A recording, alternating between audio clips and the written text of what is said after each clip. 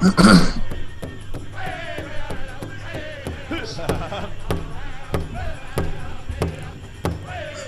is Powwow Life, Episode 9, We just want to take some time here to acknowledge for our August 3rd, dancer, 2016. Pittman MacArthur. This is Powwow Life, Episode 9.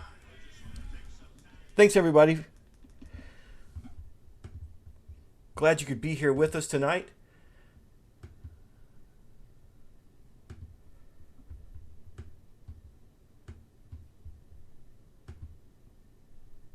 Let's see how we're doing here. We've already got some people here live. Appreciate you tuning in. Please be sure to post your comments and your questions on the Facebook there. Let's see here. All right, and I even see we've got our friend Adam Sings in the Timbers joined us, so appreciate him tuning in.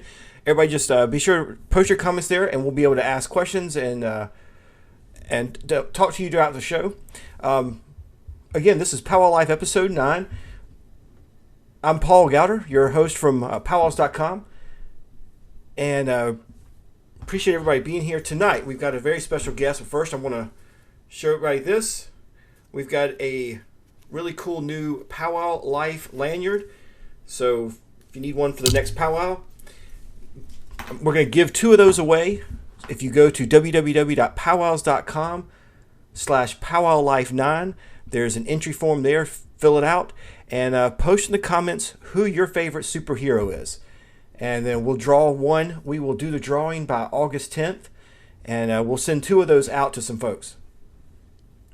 Also, if you enjoy the show and want to see more things like this, please consider supporting the show. You can go to www.powwownation.com and help support what we're doing here.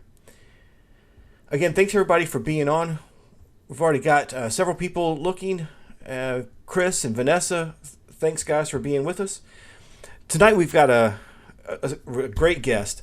I'm excited because for Father's Day this year, my family asked me what I wanted to do, and we were kind of figuring out if we could do a day trip, and we found that just a couple of hours away was a ComicCon, and we went up there for the day. It was in Charlotte, North Carolina. It was called Heroes Con, and we had a blast. We were able to get our geek on and see, Star Wars stuff and Harry Potter, and they even had a real mystery machine there from Scooby and a cool costume contest.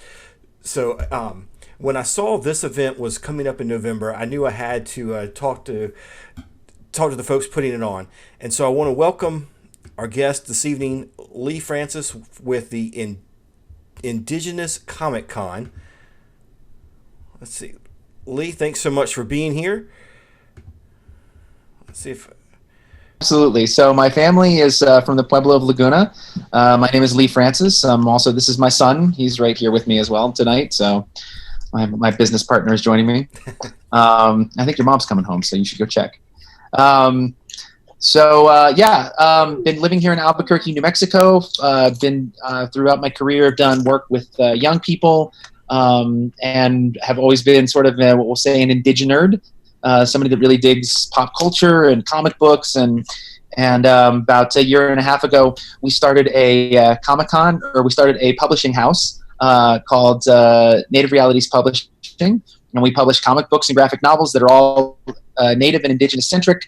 We worked with Native artists primarily. They have to be the lead on the team, and they have to feature stories about Native folks, because it's something when I was a teacher that was really missing when I was teaching, was stuff in that sort of pop culture realm to be able to give to my students. And knowing a lot of teachers still, that's still kind of what we're doing. So that's my background. We've been doing that for about a year and a half, and we've had some great titles. And some really great artists that we work with. We came out of the Indigenous Narratives Collective. It was founded by Miss Aragon Starr, Theo Tso, and a number of other folks out of the Phoenix Comic-Con. So, yeah, it was a really good time. Cool. And I guess that's one of the first things we should say when we talk about a Comic-Con.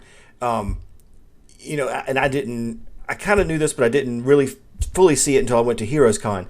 It's not just comic books. It's all kinds of pop culture at these conventions. So you were saying, you're a fan of everything, and that these conventions are pretty wide. Yeah. Yeah, and I think that's kind of what we were anticipating with ours, is really wanting to cover the whole pop culture spectrum, because there's a lot of Indigenous folks that are doing working in multiple areas, and that's really what we wanted to focus on. So it's not just comic books. We got a lot of comic book artists. We got a lot of folks that are doing film and television. We got a lot of folks that are doing games and tabletop games and video games. We got a lot of folks that are in sci-fi fantasy. And what I was noticing through the work that I was doing with the comic books was really wanting to bring everybody together into one place. And I thought that a con would really be the best place to do that. So cool. All right. So tell us about this is going to be in November in Albuquerque.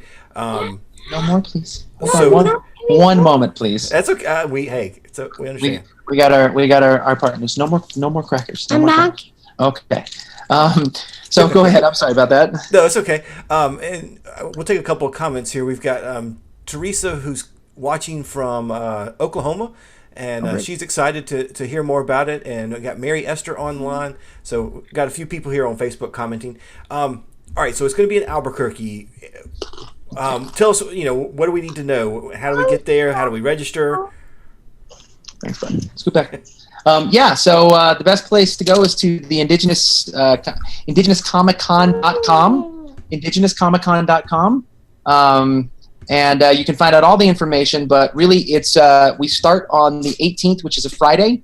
For the folks that really want to get here early on the 17th, we're going to be up at the Institute for American Indian Arts, Museum of Contemporary Native Arts. They're actually going to be hosting a pre-conference with us. They've given us the space, and we're going to be able to do a lot of professional development, working with folks. Working with folks on really developing skills, but learning a lot around this other particular areas. So of comic book development.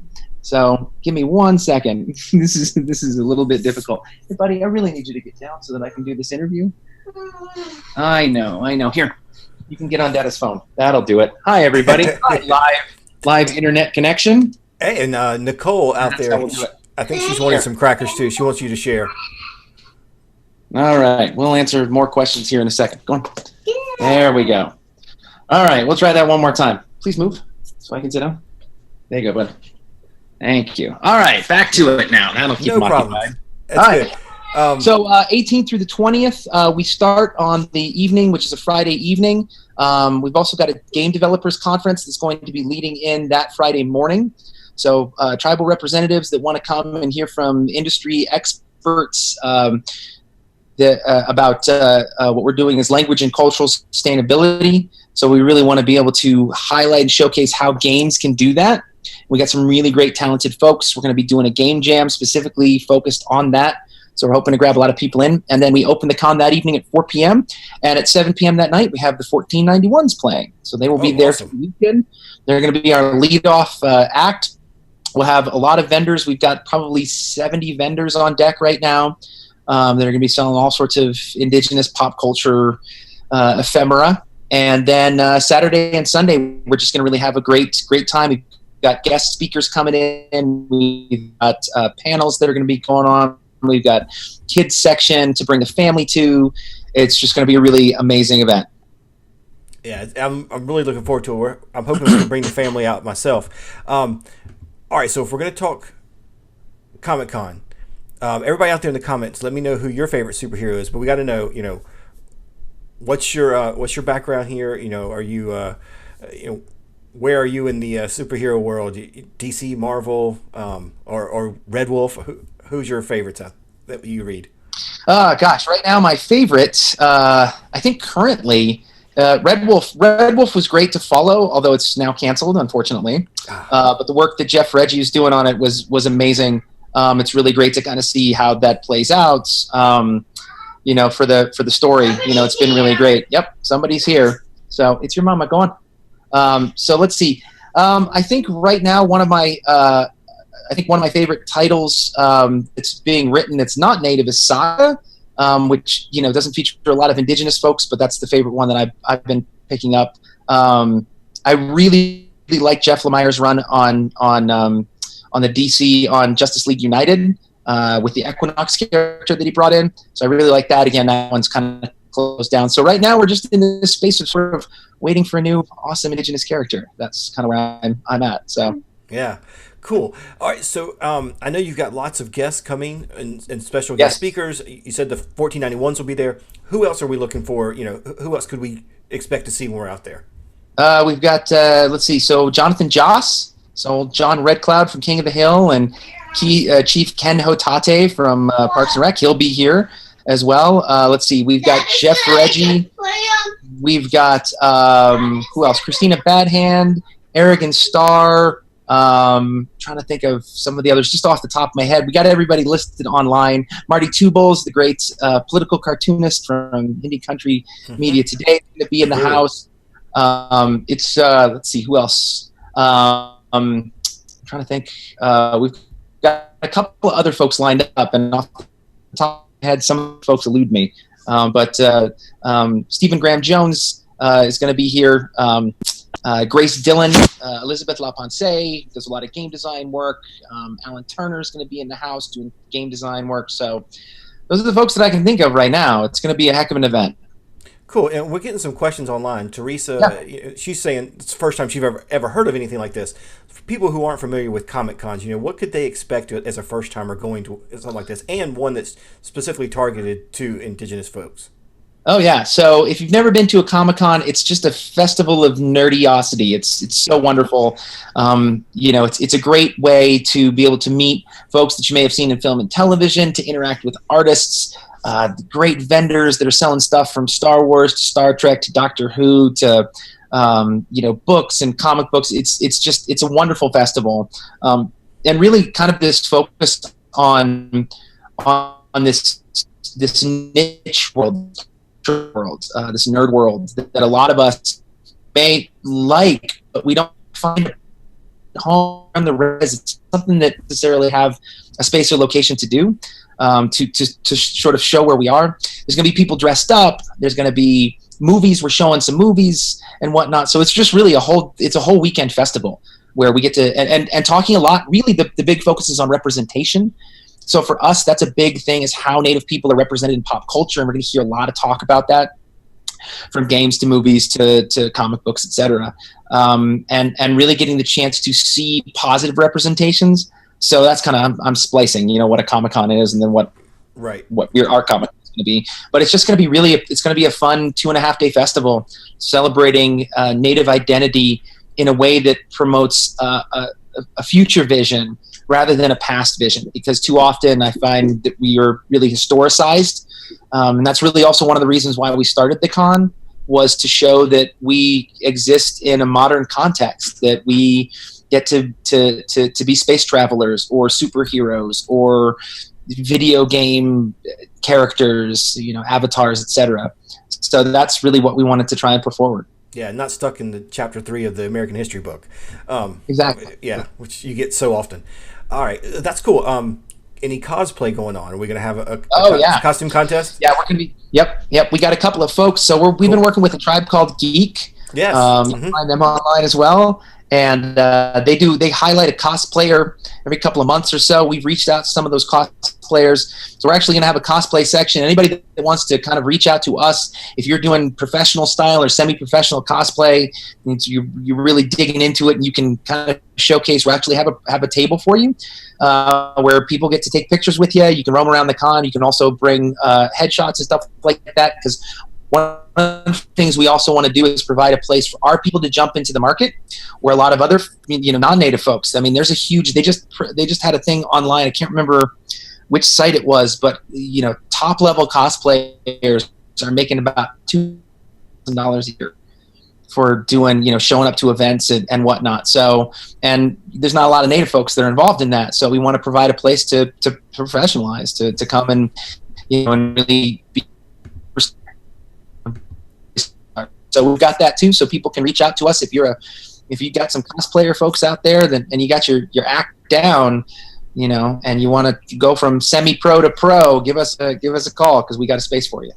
That's really cool. Really cool. I'm looking forward to seeing what people come up with out there. Cool. All right. Let's see. We got some other questions here. We got some Star Wars fans. Excellent. Yeah. So, Star Wars, Star Trek. Oh, me personally? Yeah. Tough call right now. I think I tend to vary, although I'll say I lean a little bit. In my younger days, I was a more Star Trek. I was more Trekkie. These days, I'm a little more Star Wars. So that's the correct the way answer. I'll have to put it. I'll stay on the fence for that. Although I'm very excited about seeing the Star Trek movie and the new Star Wars. Everything's coming out all at the same time. I know, it's been crazy. And with Disney buying Marvel, it seems like they're just going to keep this going for a long time. Lucas and Marvel, it's gonna be nuts. Yep. So you're talking about the natives being portrayed in pop culture. You don't see it a whole lot. It's we get movies like Lone Ranger, with Johnny Depp playing a native role. One of the most recent ones that I've kind of seen in the the geek world, the new Harry Potter play coming out, yes. or the movie. Any thoughts on that with the Hogwarts or the new school being here in America and based on Native American lore? Yeah, we have talked about it. And I think what still kind of holds the disappointment, I guess. I think my biggest issue really is sort of the Wikipedia approach that J.K. Rowling took towards building the schools, using names that were just like picked and chosen from a lot of our traditional stories. I thought it was actually quite interesting, and I've seen this reflected online. I was like, well, yeah, I guess it works because they're just reenacting, colonialism anyway. So all of our names and not give us the credit. So that it's very interesting colonial pattern. So I'm still a Harry Potter fan. I'm looking forward to reading the books to my kid.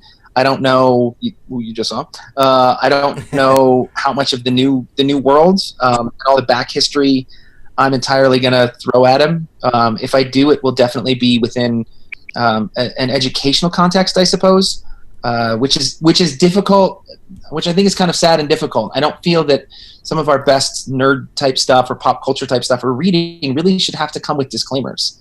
But unfortunately, I think that will. The first Harry Potter doesn't. In some ways, I know there's kind of looking back on it, certain portrayals you can see. Oh, well, that was I remember somebody pointing out, it's like, no, and all the French girls look like this. And it's like, yeah. So there was some general brushing. The Eastern European guys were all the same. Yes. And they were all the same, and I think that I think there's literary license, and that's fine.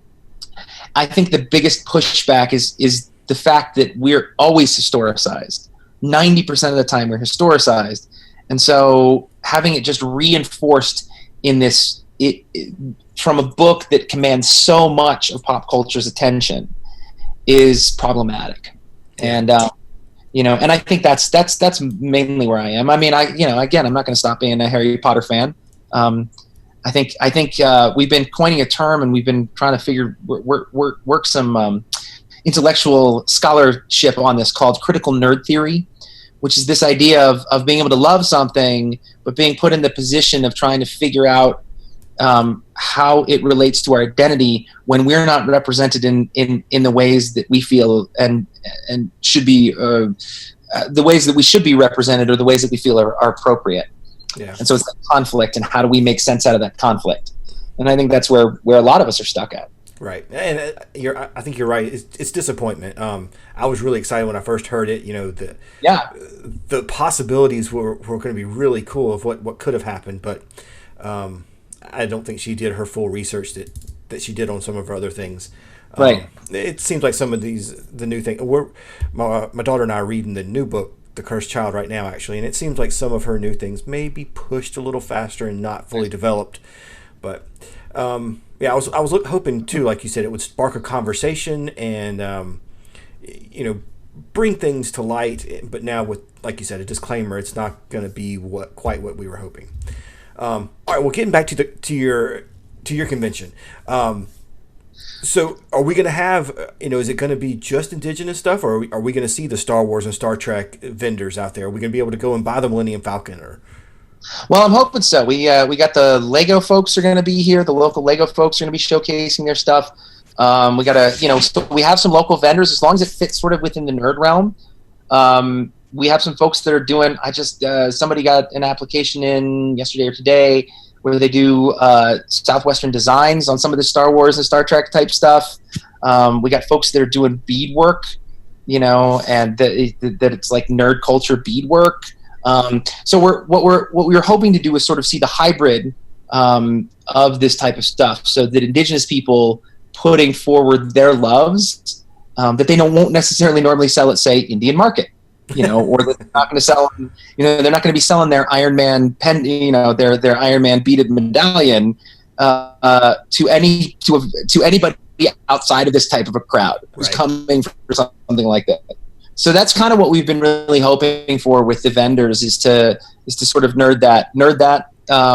We are trying to be a little bit not exclusive, but we're trying to, the application process to make sure that it fits. We want to make, we're not looking for a lot of, you can sell your turquoise and stuff other places. And we don't want to exclude anybody that's doing that. But because this is so specific and because we are a targeted audience, we want to make sure that at least for this first one, we're really seeing more of the sort of the pop culture bent towards stuff.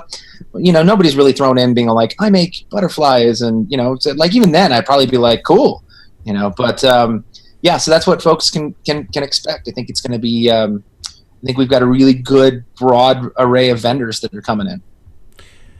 Yeah, I've seen some of the things you're talking about. In fact, I'm showing your website here, Native Realities, with the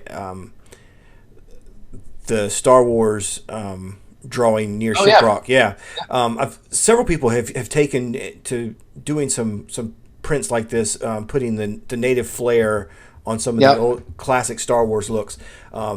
Really cool stuff. And actually, I don't know if you on eBay, I've actually seen somebody doing beaded figures of Star Wars figures. Ooh. Those are really cool. Yeah, I've not seen it. That's awesome. Yeah, we're actually going to put some out on PowWows.com tomorrow. Some pictures. Fantastic. They did Jar Jar and Chewbacca.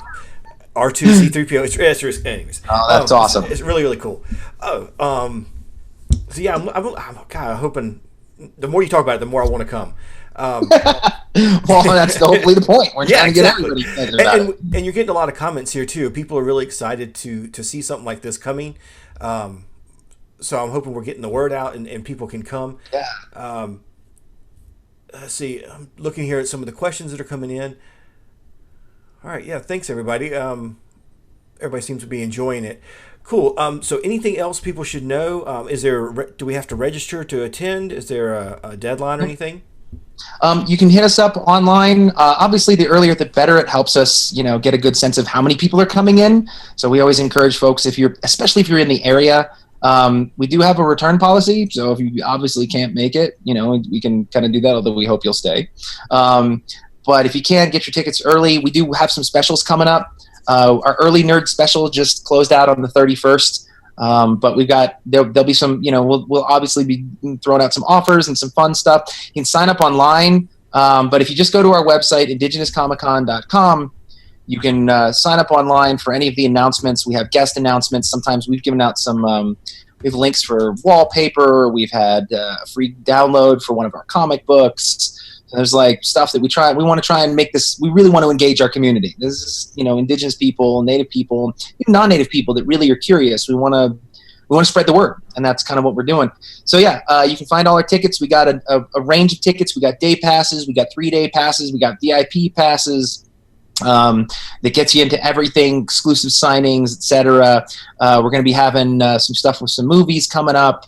So it's going to be really, I think it's going to be really, keen and there's not really a deadline. We'll still take tickets at the door as long as we don't sell out. So we hope people will sign up early and get your tickets. So that way you can make sure you get in your you get signed up early, so we don't keep you out in the cold. Cool. We actually got a question here. Teresa wants to know anywhere close by that she can camp or bring her RV. Yeah, there's a couple of places that I can think of, and I hadn't actually put that online, but Teresa, if you give me till tomorrow, we'll find another place. There's a couple of places sort of on the outer edges of town. I know there's I know there's like a KOA, but let me just see if I can find something kind of local, and we'll point people in that direction as well. Cool. We'll put that on the website. Awesome. Now, we talked a minute about some of you were talking about some of the people you've been following. If we want to make it in November, who are some of the Indigenous authors or books or stories we should be following and kind of brush up on our Indigenous comic books before the show? Oh, well, definitely I always highlight Super Indian. It's the longest running comic at this point, by Arrogant Star. You can find that on, it's like superindian.com, I think is what it is, but you can find all of her work. She puts out a new comic. It's a web comic. She puts a new one up every Monday. She's super diligent about that. I would say that's one of the first ones you can grab. If you want to go back in time, you can get a copy of it. Get a hold of Tribal Force. John Proudstar was really sort of the originator. The first truly native-centric comic book came out in the mid-'90s. And we'll say like classic comic book style. Check out any of the sequential art, Marty Tubles. You can check out some of the older stuff. I'm trying to think that can get you brushed up on the native, sort of the indigenous side. Obviously, you can visit nativerealities.com. We got comic books up there for sale, native-centric comic books. We'll have a lot of stuff that for sale there at the event itself. You want to check into Marvel, check out the old X-Men. You want to look at Forge. You want to look at Warpath and Danny Moonstar. If you check out DC, DC's got a smattering of characters. Most recently, I think Man of Bats would be one. Not the best representation, but gives you something to play on. Justice League United, Jeff Lemire's work. I know I always get questions about Scalped. You can check out Jason Aaron. I'm always iffy about that simply because it's not something I can necessarily show my kiddos. It's a little bit more hard boiled, sort of in that I don't know. I want to say sort of the Breaking Bad kind of motif. And there's a little bit of there's some problems. Just simply because Jeff Lemire is not native, and so some of the nuanced stuff that we would be able to have as native writers moving in there. Sci-fi folks, I would definitely check out Grace Dillon. I think it's Walking the Clouds. It's a sci-fi anthology that she edited. I would go check out Elizabeth LaPonce's work with Indigenous Games. Check out Never Alone. That's the Cook Inlet folks. We're going to have Ishmael Hope in the house. He's one of the guys that was featured on the video work with that. I check out Alan Turner's stuff, Erdigor. I think that's how I pronounce it correctly. It's the only native role-playing game that's out there, so any of our role players that are in the house. It's really great game mechanics built on Fate Core. It's pretty awesome. Trying to think, let's see what else. Fantasy, Daniel Heath Justice. Take a look at his stuff. Stephen Graham Jones just put out Mongrels, so it's all native werewolves. Drew Hayden Taylor's got a sci-fi anthology coming out of sci-fi short stories coming out right now. That's just off the top of my head. What we're finding with this con is that so much of there's so many people doing this kind of work, but we're just not all connected about it. And I think that's been so awesome for me to just be able to be for you and for the audience and for anybody that I meet, they're like, what do you suggest I read? I'm like, now I have a list of 20, 25, 30, 40 things that, 6 months ago, a year ago, I knew a good chunk of folks, but definitely not as many as are coming out and saying hey, we beat this. And hey, this is, I'm a cosplayer. And hey, I had somebody from Australia contact me and just saying, hey, we cosplay over here in Australia. We're Aboriginal folks. We wish we could make and they gave me sort of the lowdown on Aboriginal cosplayers. There's 3 or 4 of us. We all meet at the cons, and I'm just it's just the fact that there are so many of us that are doing this as Native and Indigenous people, but we don't get the opportunity to connect. And so that's why this has just been so amazing, and that's what I'd say are the primers. Get to reading. You got 3 months. It's a big stack of stuff. Yeah.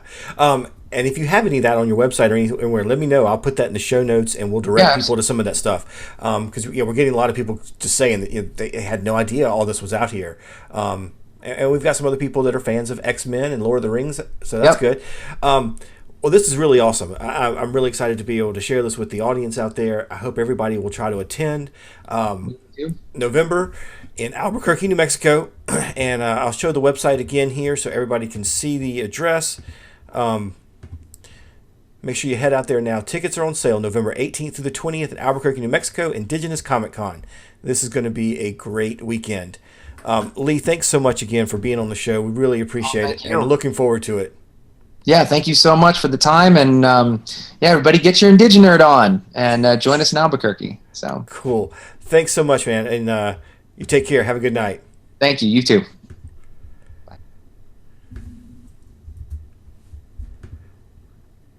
All right, everybody. Thanks again for staying with us and watching this evening. I appreciate all the comments. Remember that tonight we are giving away a prize. We've got the Powwow Life lanyards. Everybody likes to wear their lanyards at the powwows, or I know lots of people have to wear them at work or school. We're going to give 2 of those away, so head to the address www.PowWows.com/PowwowLife9. Enter to win. All you have to do is fill out the form on there and tell us who your favorite superhero is. You heard some of theirs, Lee's tonight, and I know some people were posting the comments of whose theirs are. So let me know who's your favorite superhero.